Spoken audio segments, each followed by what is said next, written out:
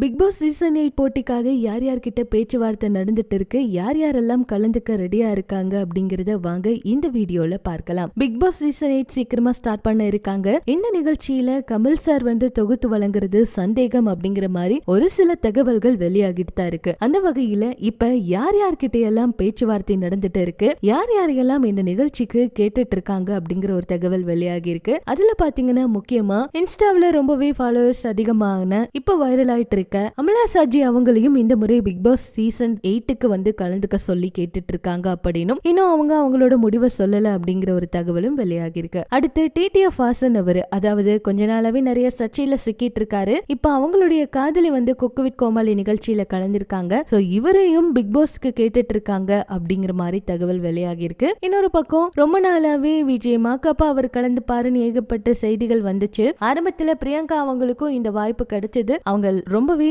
யோசிச்சுதான் அந்த முடிவு எடுத்து கலந்துக்கிட்டாங்க. அது போல இப்ப மாக்காப்பா அவருக்கு கிடைச்சிருக்கு. அவரும் கலந்துக்க இருக்காரு அப்படிங்கிற மாதிரி ஒரு சில தகவல்கள் வெளியாகி இருக்கு. ஆனா உண்மையா போயான்னு வெயிட் பண்ணி பார்க்கலாம். அடுத்து சோனியா அகர்வால் அவங்க கிட்டையும் பேச்சுவார்த்தை நடத்திட்டு இருக்காங்க அப்படிங்கிற மாதிரி ஒரு சில தகவல்கள் வெளியாகிட்டு இருக்கு. அடுத்து ரோபோ சங்கர் அவரையும் பிக் பாஸ்க்கு கேட்டுட்டு இருக்காங்க. அவரும் இருந்தா நல்லா இருக்குன்னு சொல்லி அவர்கிட்டயும் பேச்சுவார்த்தை போயிட்டு இருக்கு அப்படின்லாம் நியூஸ் வெளியிட்டு இருக்காங்க. சோ உண்மையா இவங்க கிட்ட பேச்சுவார்த்தை நடத்தி இருக்காங்களா, பிக் பாஸ் வாய்ப்பு இவங்களுக்கு வந்திருக்கா, இவங்க எல்லாம் கலந்துக்க போறாங்களா அப்படிங்கறத வெயிட் பண்ணி தான் பார்க்கணும். இப்ப சமூக வலைதளங்கள்ல இவங்களை பத்தின பேச்சுகள் தான் வெளியாகி இருக்கு. சோ பிக் பாஸ்க்கு யார் இந்த முறை வந்தா நல்லா இருக்கும்னு நீங்க நினைக்கிறீங்க அப்படிங்கிற உங்களோட கருத்தையும் சொல்லுங்க.